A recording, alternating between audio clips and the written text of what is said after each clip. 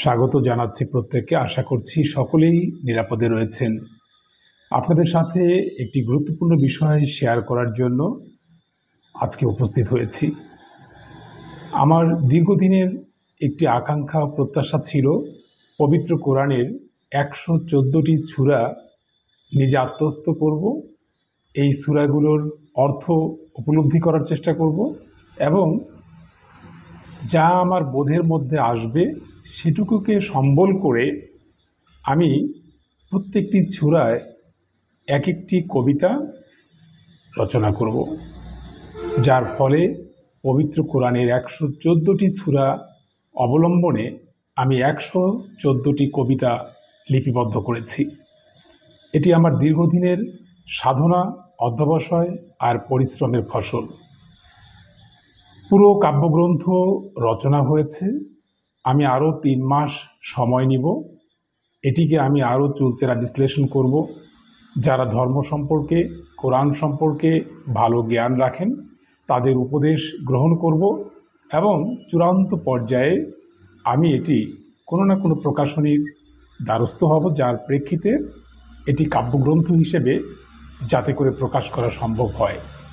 আলোর ছন্দে কোরআন, এটি হচ্ছে আমার কাব্যগ্রন্থের নাম এবং আমি এই কাব্যগ্রন্থটি আমাদের প্রিয় নবী হজরত মুহাম্মদ সাল্লাল্লাহু আলাইহি সাল্লামকে উৎসর্গ করতে যাচ্ছি।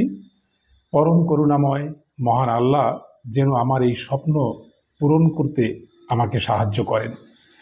আজকে আপনাদের সামনে আমি ১১৪টি সূরা অবলম্বনে যেই ১১৪টি কাব্য রচনা করেছি, কবিতা রচনা করেছি, তার প্রথম কবিতাটি আপনাদেরকে পাঠ করে শোনাব। প্রথম যে কবিতাটি সেটি পবিত্র কোরআনের প্রথম সূরা ফাতিহার যে ভাবার্থ সেটিকে ধারণ করে লিপিবদ্ধ করা হয়েছে। এই কবিতার নামকরণ হয়েছে সিরাতাল মুস্তাকিমের প্রার্থনা।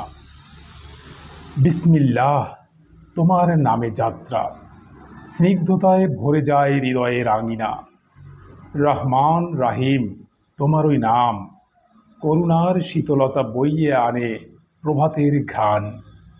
সকল প্রশংসা কেবল তোমারই প্রাপ্য, রব্বুল আলামিন তুমি প্রেম পরম ব্যাপ্য। তুমি পালন করো সব কিছুর ভার, আকাশ পৃথিবী তোমারই হেফাজতের বাহার। তুমি দয়াময় অনন্ত মেহেরবান, যে তরে পাথরও নরম হয় কাঁদে প্রাণ। তুমি মালিক সেই মহাবিচারের দিন, যেখানে ফুরায় সব অহংকারের ঋণ। শুধু তোমাকেই ডাকি খোদা, দাস আমরা, তোমারই দরবারে রাখি হৃদয় আত্মা সারা। তোমারই সাহায্য চাই পথের সন্ধান, যেখানে নেই ভয়, নেই বিভ্রান্তি কিংবা অপমান। আমাদের দেখাও সে সরল পথ, যেখানে ঈমানে দীপ্ত হয় জীবনের রথ। যাদের তুমি করেছ নেয়ামতে ধন্য, যারা ছিল তোমার সন্তুষ্টির অনুগত গন্তব্য। না হই তারা যাদের উপর গজব নেমেছে, যারা নিজের দোষে সত্য পথ থেকে সরে গেছে। না হই পথভ্রষ্ট অন্ধ মায়ার বাসিন্দা, তোমার ওই দিকে ফিরে যেন আমার প্রার্থনার ধারা। সিরাতাল মুস্তাকিম তুমি যে পথের নাম, যেখানে হেদায়েত জ্বলে শান্তির পরম ঘ্রাণ।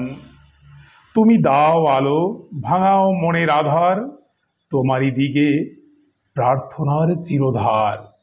বন্ধুরা, সূরা ফাতিহার ভাবার্থ নিয়ে আমি সিরাতাল মুস্তাকিমের প্রার্থনা নামে যে কাব্য রচনা করেছি, যে কবিতা লিপিবদ্ধ করেছি, যেটি আপনাদেরকে পাঠ করে শোনালাম, এটি আপনাদের কাছে কেমন লেগেছে, কিংবা